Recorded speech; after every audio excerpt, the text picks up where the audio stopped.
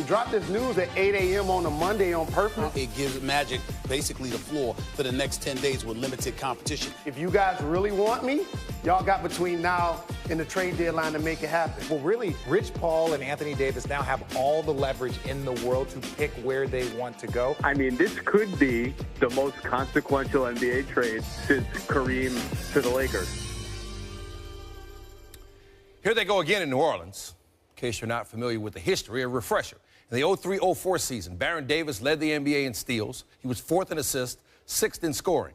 Hornets were a team on the rise. Davis was a star, but he wanted to play in a bigger market. A year later, at 25, he was gone in a deadline day trade to the Warriors. Fast forward to 2011. All-star Chris Paul told the Hornets he wouldn't sign an extension. In December of that year, at 26, he was traded to the Clippers. Now another young all-star is ready to leave New Orleans. Anthony Davis, who's 25, tells the Pelicans he won't sign an extension and has requested a trade. Drew, what do you think this franchise needs in order to be able to keep a player like Anthony Davis? Couldn't tell you. When you guys you don't even start to think about why someone would leave a situation. I mean, this would be the most expensive contract in NBA history. Right. Again, I guess Anthony's leaving, so I don't know. If you had won a few more games, Alvin, do you think that his attitude about what his future would have been any different talking to him? See, you're asking me a question that only he can answer. I mean, I can't answer that question. You would have to ask him that question right there. I don't know.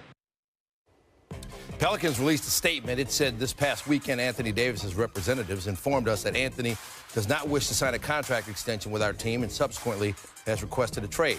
Although we are disappointed in this decision, our organization's top priority is to bring an NBA championship to our city and fans and build our team for long-term success.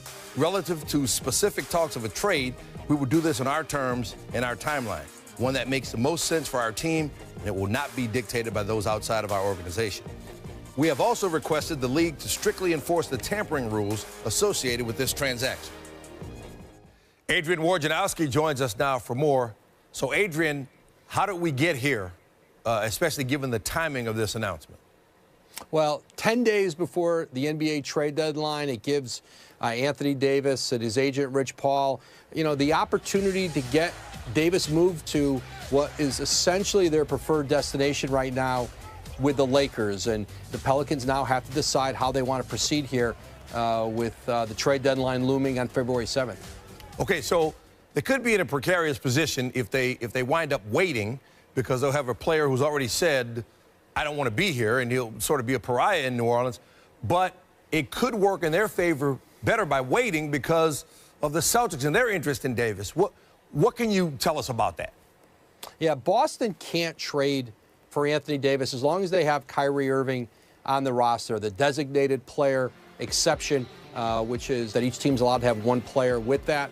And so until Irving becomes a free agent on July 1 and then re-signs a deal in Boston or goes elsewhere, they can't get Davis onto their roster, but they can negotiate a trade at the end of the season, and they could have one in principle and then finalize it on July 1. So for New Orleans, because Boston has the most assets, the most draft picks, some really excellent young players, what I'm told is that New Orleans feels it would have to be absolutely blown away, overwhelmed with an offer from somebody to do it between now and the trade deadline when they can simply wait. Remember, Anthony Davis is still under contract through the 2019-20 season. They're not losing him this summer. So is there potentially a blockbuster, knock their socks off offer that you see from the Lakers end?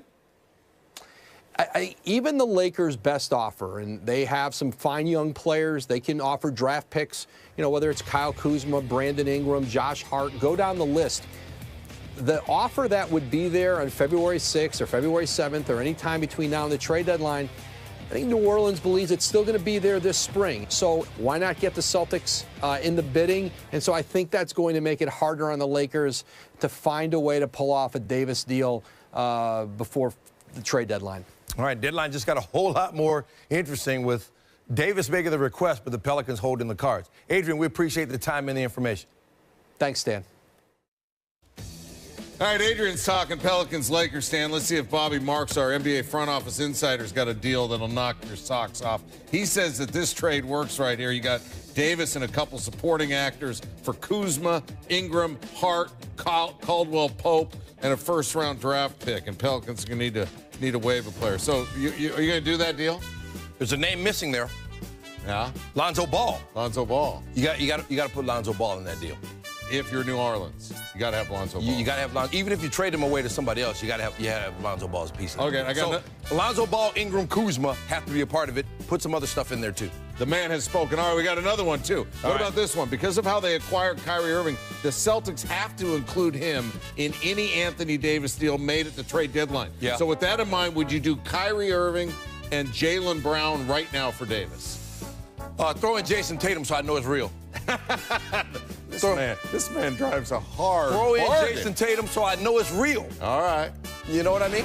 All right. And then you can do it. Let me tell you who's real, believe it or not. Brooklyn is real, man, all right? Better than you think they are. Yeah, exactly, man. They've been better than most everybody in its last 25 or so games. They got the Celtics with no Kyrie Irving, and this is going to be the Marcus Smart show early right there. Terry Rozier back to Smart. Celtics are up 13. Those guys got a night out. Parents let them out. Aaron Baines from Smart right there. C's up 6 after 1. Jaylen Brown to Smart, and at Eskimo Joe's, they're going crazy. And then Rozier kicks it out to Baines, who hits it. Coach Stevens on Baines and Smart. Marcus Smart, Aaron Baines, particularly in the first half, really kind of carried you guys for stretches there. Those are our Splash Brothers. Yeah, not sure which one's Splish and which one's Splash. By the way, Kyrie Irving not participating. He had a hip injury, doesn't believe in. Maybe they're preparing to trade him. Oh, there you heard it first. No, they're not. D'Angelo Russell with 25 to lead Brooklyn in the loss. Celtics by 8. All right, the Nuggets were so far down, it was almost time to just pull the starters and chalk it up as an L. But then something strange happened. A whole lot of strange stuff happened. It's coming up. What's happening on SportsCenter right now? Sixers Jimmy Butler said the specialists he visited in L.A. confirmed the diagnosis of a sprained right wrist that the MRI and X-rays previously taken revealed. The expectation is he'll be ready to return to the starting lineup against the Lakers tomorrow. Victor Oladipo underwent successful surgery today to repair a ruptured quad tendon in his right knee. He's expected to make a full recovery, but he'll miss the rest of the Pacers season. PSG superstar Neymar may need surgery on his right foot. According to a source, he fractured the same fifth metatarsal in his right foot as he did last year. PSG and Brazil have yet to officially make a comment, but the two parties are discussing whether surgery is the only option. Our top story of the day, Anthony Davis wants to change his scenery. The 25-year-old superstar has demanded a trade, according to Woj, just a few weeks ago. Listen to this. Following a loss to the Nets on January 2nd, the Brow was asked about whether the losing would lead him to play elsewhere. At what point do you say to yourself, I don't want to play on a team that's 14th in? I mean, you played on Team USA. You played on outstanding teams.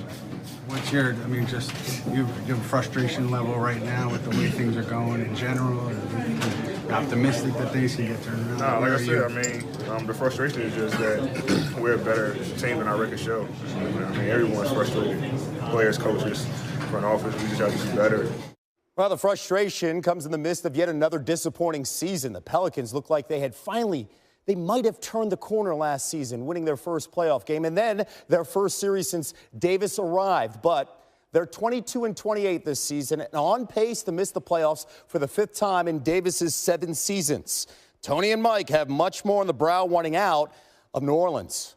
All right, Wilbon, where would you like to see Anthony Davis land? I got a novel idea. Go ahead. How about if Anthony Davis stays in New Orleans? Doesn't seem to want to. No, he doesn't, Tony. No. And look, it's great fun for the league and people who love basketball and watch it incessantly like I do if he's with the Lakers or the Celtics. That's the history of that league. But you know what? I thought New Orleans had done something. When they beat Portland in the playoffs last series, they had a game off of Golden State. Drew Holiday, Mirotic found a spot that's great for him. They picked up Julius Randle before this season. Etuan Moore is a good combo guard, who's better than a rotation player. I thought, okay, Anthony Davis is one of the best players in the league. Yeah. Why can't New Orleans? Why do you have to go to a big market? If I'm a small market owner, this would depress the hell out of me. Yeah, well, what Anthony Davis is saying through Rich Paul is, I can't do this by myself. I'm not a good enough player. I got to go where the better players are. And what this leads to is the same comment we make all the time, that LeBron James has changed the face of the NBA and maybe all of sports. LeBron James is the emblem for the power of players. LeBron James said goodbye to Cleveland the first time around, went to Miami, went to Cleveland, went to LA. He's a perpetual free agent. LeBron James is that important, and he is saying to Anthony Davis, you come with me and we're going to win titles. Wait a minute. It's all about LeBron. If LeBron James is empowering other players, yes. then why don't those players say, I'm empowered to go wherever I want. I don't need to hook up with you. He doesn't necessarily have to, but you know what? It's fun. It's fun. Everything about the NBA is LeBron-centric. The coverage on this network is LeBron-centric. Absolutely. LeBron James is the biggest star in sports. I hope he stays with New Orleans. You're a big city. Well, he's not going to. You are. He's not. Just a big city. Where are you going tomorrow? Where are you flying tomorrow? Los Angeles. Okay, That's it. It's warm there. We're done. Back to you. Seriously, don't listen what to him. are we talking about? No, don't listen. Mr. Small Market, going LA. It's a great point, Tony. Okay, so which team has the most assets to get Davis? It is Boston, and by a mile. Over the next 3 seasons, the Celtics could have as many as 6 first-round picks, including up to 4 this season alone. Their own first-round pick and the better first-rounder from either the Kings or the Sixers. They'll also get the Grizzlies pick if it's not in the top 8, and the Clippers pick if it's not top 14. So, the designated rookie rule is what makes it tough, though, for the Boston Celtics. The rule states that teams can have up to 2 designated rookies on their roster at a time, but only one of them can be acquired via trade. And they've already got Kyrie Irving under that rule. So, the only way Boston can land AD now is if they get rid of Kyrie. Probably not going to happen. Otherwise, they can't trade for Davis until July 1st, which is when Kyrie will likely decide to become an unrestricted free agent. Celtics head coach Brad Stevens was asked about all of this just a few minutes ago. Coach, big news today. Anthony Davis has requested a trade from the Pelicans. I know obviously you can't comment specifically, but what's your reaction when you hear something like that? That I can't comment. You don't really pay attention to any of it until it crosses your desk from somebody that's involved in the conversations. See, that's how you handle the no tampering rule. Brian Windhorst joins us live now. Let's start there. What are you hearing from inside the Celtics organization, Brian? Oh, they're paying attention to it, Sage. They've been paying attention to it for a long time. This is something that has been on their radar. They've been aware of this obscure rule, and they've been concerned that this day would come. They knew that they would have a better chance to trade for Anthony Davis in the summer than if he asked to be traded during the year. And this did not make them happy. What they are hoping is that the Pelicans will show patience. They are going to show patience. They're not trading Kyrie Irving. They want to pair Kyrie Irving with Anthony Davis, but they are going to sweat it for these next 9 days.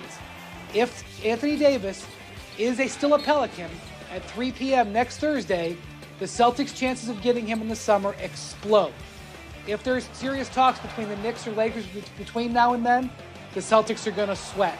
This is a scenario they've been preparing themselves for weeks, Sage. So it's Celtics, and then, of course, Lakers. That's the team that we've heard really from day one. A lot has to happen if they want to land him, though, by the February 7th deadline, Brian. What could happen between now and then, I guess?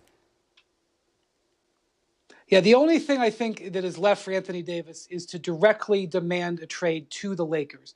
He'll probably face an additional fine, but he's giving up $80 million by asking out of New Orleans in a supermax. I don't think a few $100,000 extra would really matter to him. The thing about it is when you talk to people in the league, Sage, they are not impressed with the Lakers' offer. And not only that, the Pelicans would have to immediately start evaluating these Lakers players for contracts. For example, Brandon Ingram is due an extension after this season.